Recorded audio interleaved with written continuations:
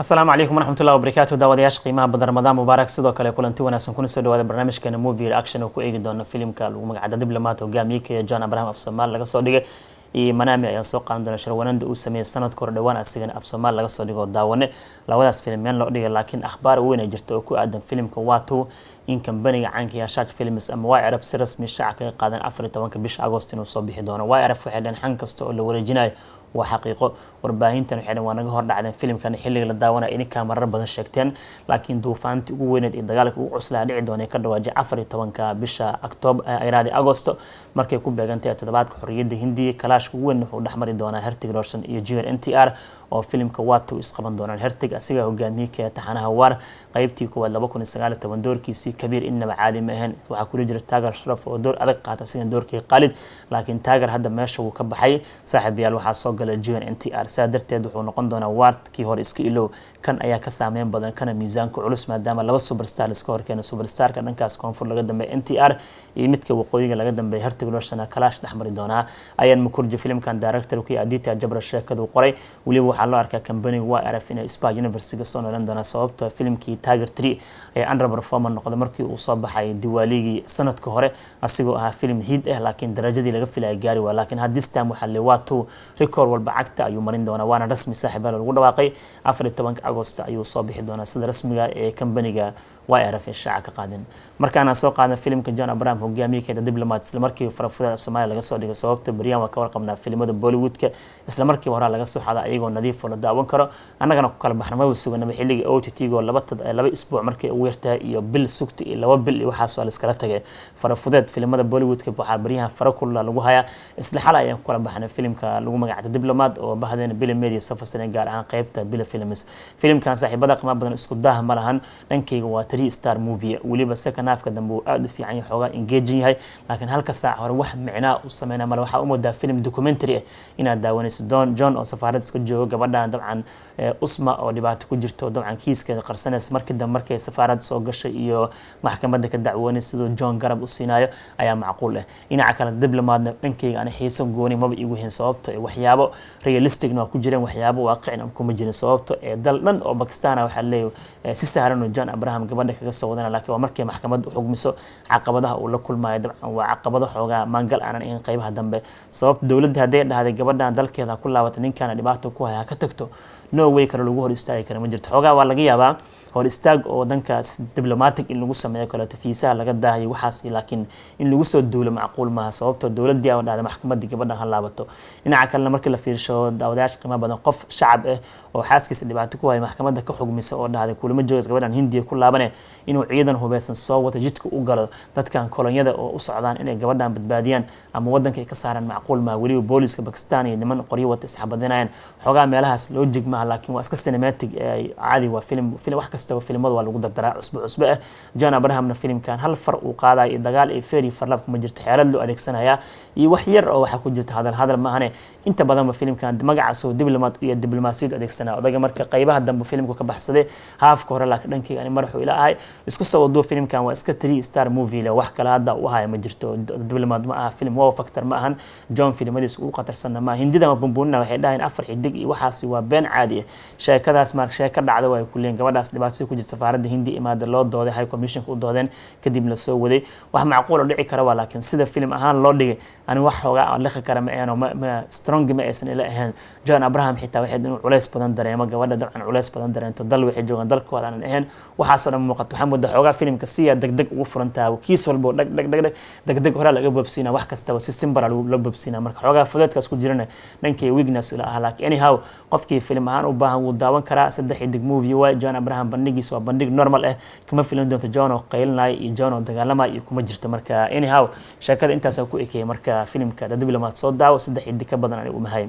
dhinaca kale waxaan soo qaadan karnaa filimka lagu magacaabo Manami oo hogaamiyey Sharwananda asigana soo baxay wuxuu ahaa sanadka hore uu soo baxay filimkan laakiin hadda ugu dambeyntii toddobaadkan OTT-ga la soo galishay what a brilliant movie Sharwananda dhawaanaha film uu sameeyay kii ugu macana waan qabaan dhankayga jaleynka qaabka stylishka uu yahay heesaha ku jiro sheekada si loo dhigay kartii sheeti kaalinta ay qaadatay saaxiibkiis Garyoona gabadhu kaga tagaa sidoo dabcan u baxnaanay u korinay gabadhan kala garab ku siinayso film wuxuu ahaa fadhiyo ahaa waliba Sharwananda caadi ma aha stylish sidoo filimkan waa dhankayga dhankayga 3 xidig iyo barasi xitaa filimka Manami 4 star movie u qalmaa very emotional xitaa content uu leeyahay waxyaabo waaqici ka hadla jaceylka dhalinyaranimada lamaanahan dabcan dhibaatada la kulmaan gabadha yarsa u garab istaagayaan wax walba ka tanaazulayaan dhankayga Manami aniga blockbuster u qalmaan qabaa film iska hiidu ahay shan wanada laakiin good movie ugu dambeyntii hore oo aad iyo aad kaga helay 3 xidig iyo bar xitaa 4 xidig waa u qalmaa 4 star movie aniga amaan iga ma laakiin soo daawada waxaan ka wada dhankayga soo ii qanciyaan wax ku xugminaya idinkana kullee waa daawateen fila ugu dambeyntii toddobaad ka soo wareed markii la daawaday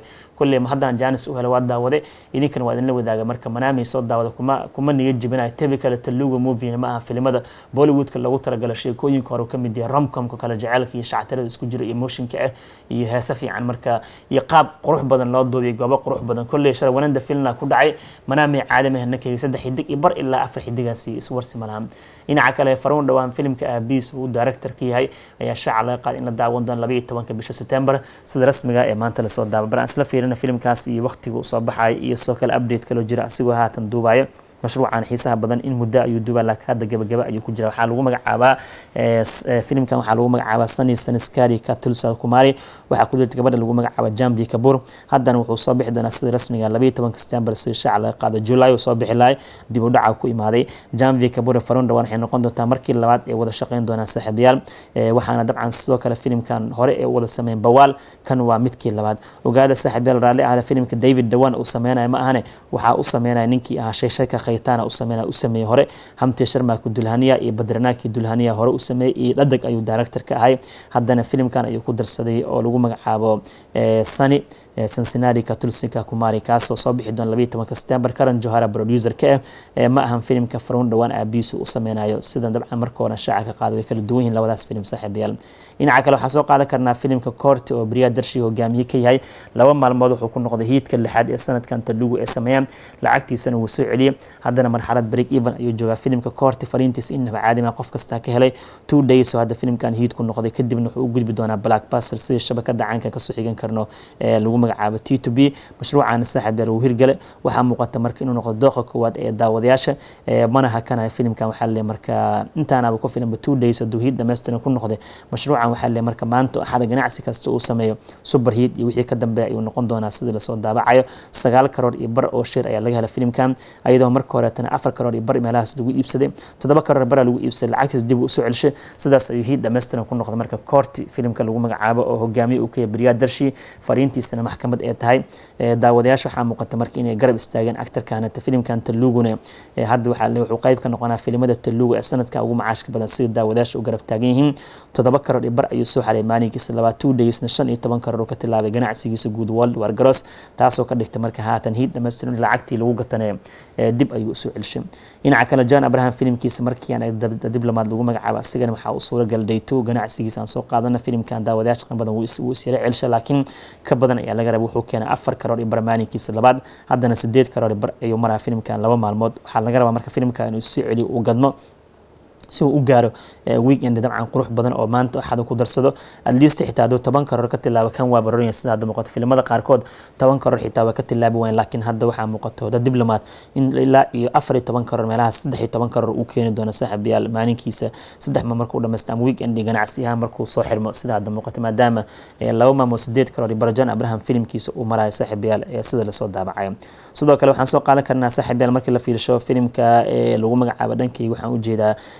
sida gaarka dabcan Dilruba oo hogaamiye uu ka Karan Abavram asigana dabcan 2 days oo maray maxaa u soo gashay laba maalmood hadda ganacsi badan uu sameeyay ma jirto waxa waa meesha waxa ka qabsaday filimka Court ka qabsaday Telugu marka hal film garab istaageen Karan Abavram filimkiisa labaad waa socon lahayd sida hadda muuqato maalinkiisa labaad wuxuu keenay 80 lag ayuu keenay laba maalmood wuxuu maray 2 karoor ganacsigiisa guud World War Gross Dilruba marka meel uma socdo qasaare xooggan laga kulmi doona sida muuqato weekendiga laga yaabo markuu dhameysto in filimkan 5 karoor uu soo xaray ganacsigiisa guud World War Gross qoliya cadiradaha qaybiyaan 2 karoor bar ay ka helaan mana ku filna maadaama filimkan 12 karoor lagu iibsaday markuu 24 karoor gaaro ayuu hit dhameystiran noqon doonaa ugu dambeyntii waxaan soo qaadan karnaa muusigista caanka ee Raxmaan ee isbitaal ku yaal dhankaasi Jinaay kadib markii la sheegay xanuun dhanka uu dareemay xabadka sidoo kale tan waxa la sheegay haatan baaritaan dheeraad ayuu maraa ee Raxmaan mar dhaweyd waxa la sheegay Raxmaan xaalad ahaan uu iska yara liitay saasay tahay shaqooyin kala duwan uu qabanay ugu dambeyntiina xanuun fara badan ay dhanka dabcan ka dareemaan xabadka ama feeraha sare sidoo kale tan waxa qiimeyn gaar lagu sameeyay dhaqaaqa wadnihiisa xaaladiisii dhiiggiis siduu u socdo